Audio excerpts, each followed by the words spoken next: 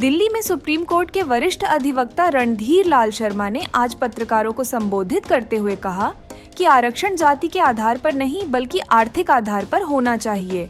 अधिवक्ता रणधीर लाल शर्मा का कहना है कि स्वर्ण समाज में भी बहुत सारे आर्थिक रूप से कमजोर लोग रहते हैं जो कि आरक्षण की वजह से आगे नहीं बढ़ पाते हैं। एक प्रतिभावान छात्र स्वर्ण समाज का 90% अंक लाने के बाद भी सरकारी नौकरी नहीं प्राप्त कर सकता है, जबकि एक आरक्षण कोटे से आया हुआ व्यक्ति 40% मार्क्स लाकर भी उसे नौकरी को हासिल कर लेता है।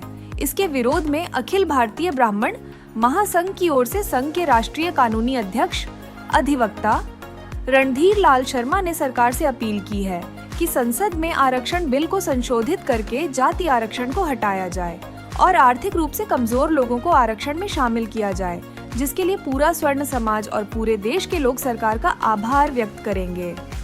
रणधीर लाल शर्मा जी, आरक्षण का आप लगातार विरोध करते हुए नजर आ रहे हैं। पिछले कुछ दिनों में लगातार आपकी कई पोस्टें जो हैं वो आरक्षण विरोधी रही हैं, तो क्या कारण है आरक्षण के विरोध करने का? देखिए, आरक्षण जो है वो आर्थिक रूप से कमजोर और वंचित व्यक्तियों को अवसर प्रदान करने के लिए होना चाहिए। आरक्षण का मतलब ये नहीं है कि जाति के आधार पे किसी को आरक्षण दिया जाए।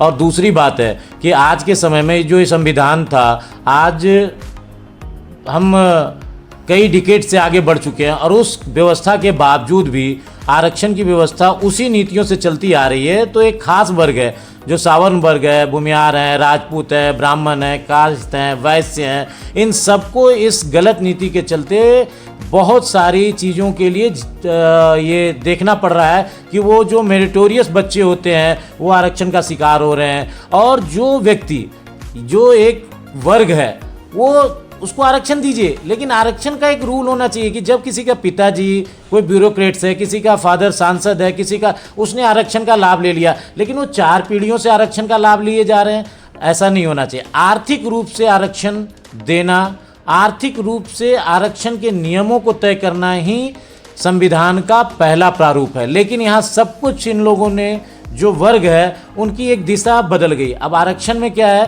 कि आरक्षण में एक अपंग होने की व्यवस्था है। आरक्षण आप तब तक देते रहेंगे, आरक्षण उनको दीजिए, दिव्यांगों को दीजिए, जो वंचित व्यक्ति है, हर एक समाज, हर एक वर्ग के लोगों को। ये नहीं कहा जा रहा है कि सावर्णों को नहीं दीजिए। और ये कहने वाले जो व्यक्ति हैं, जो भी लोग हैं, जो पॉलिटिशियन है, वो समाज से समाज को लड़वा रहे हैं। आरक्षण पे सबका अधिकार है, सावर्णों का भी उतना ही अधिकार है, भूमिहार का उतना अधिकार है, राजपूत का उतना अधिकार है, वैश्य का उतना अधिकार है, कायस्थ का उतना अधिकार है। हर एक उस जाति धर्म के हर एक व्यक्ति का उतना अधिकार है कि वो आरक्षण में जिसका इकोनॉमिक वीकर सेक्शन में हो उसको आरक्षण देना चाहिए, दिव्यांगों को देना चाहिए, ना कि उन क्रीमी वर्गों को कि जो आरक्षण लेते आ रहे हैं हम उनको बराबर उसी आरक्षण में देते रहेंगे। आपकी क्या मांग है? सरकार से क्या चाहते हैं आप सरकार से? देखिए, मैं सरकार से चाहता हूं कि संविधान को संशोधित करें। आज हमारे सोशल मीडिया पेज पे लाखों लोग जो जमा हुए हैं, वो क्यों हुए हैं? चूंकि ये संविधान का जो नियम था वो एक टाइम के लिए था और वो एक पर्पस के लिए था कि जो भी व्यक्ति, दलित व्यक्ति हैं, जो पिछड़े वर्ग से आते हैं, उनको हमें संरक्षण और आरक्षण इसलिए करना कि उनको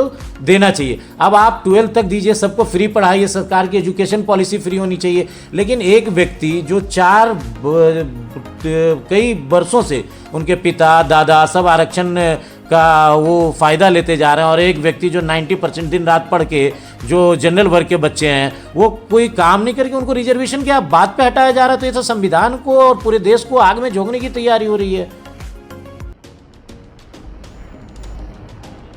देखिए, ऐसा है कि जब संविधान में ये बातें आई, आरक्षण का एक मुद्दा आया, तो उस समय की स्थिति और आज की स्थिति में बहुत फ़र्क है। उस समय में जो दलित थे, जो पिछड़े वर्ग के लोग थे, जो ट्राइबल्स थे, इन सबको मुख्य धाराओं में लाने के लिए एक व्यवस्था की गई थी। आज 75 साल बाद वही धारा, आज सब लोग उस मुख्य धारा में आ चुके हैं। आज पूरे डिजिटलाइजेशन का ज़माना है। हर एक व्यक्ति आज एक चीज़ों को जानता है। हर एक व्यक्ति का अधिकार है वो पढ़ाई करे, वो मेहनत करे और आगे बढ़े। किसी जनरल वर्ग का अधिकार छीनने से कोई आरक्षण लेके आगे नहीं बढ़ सकता है। एक डॉक्टर आरक्षण लेके आप किसी अच्छे डॉक्टर के रूप में नहीं जाने जाएंगे। और एक जनरल व्यक्ति हर एक दिन, एक बेरोजगारी क्या जाति के आधार पर होनी चाहिए?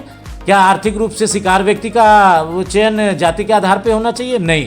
तो मेरा सरकार से बस ये अनुरोध है, मेरा ये अपील है कि बस आप सारे लोग बैठ के इसको एक मुद्दे को, जो एक गंभीर मुद्दा है, क्योंकि देश जल रहा है, एक वर्ग को एक चीज, एक अलग दृष्टिकोण का शिकार बनाया जा रहा है, उनके अधिकार छीने जा रहे हैं, सावरनों के अधिकार छीने जा रहे हैं, और ये बैठ के मजे ले रहे हैं, ये समाज को लड़वा रहे हैं। ये कौन सी व्यवस्था है?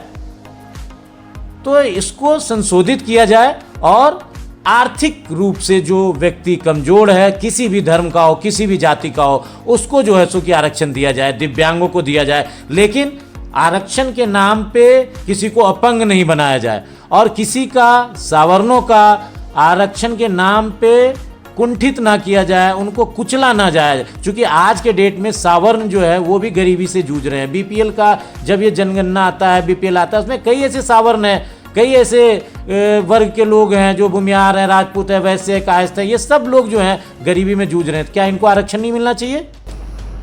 देखिए, मैं अखिल भारतीय ब्राह्मण मंच महासंघ के लीगल सेल का राष्ट्रीय अध्यक्ष हूँ। मैं सरकार से करबद्ध निवेदन करता हूँ कि आप इस गंभीर मुद्दे को, आप इसको संशोधित करके हर एक वर्ग को समान अधिकार दें। आज हर एक वर्ग समान अधिकार चाह रहा है, अब किसी वर्ग के अधिकार को छीनने का वक्त नहीं है।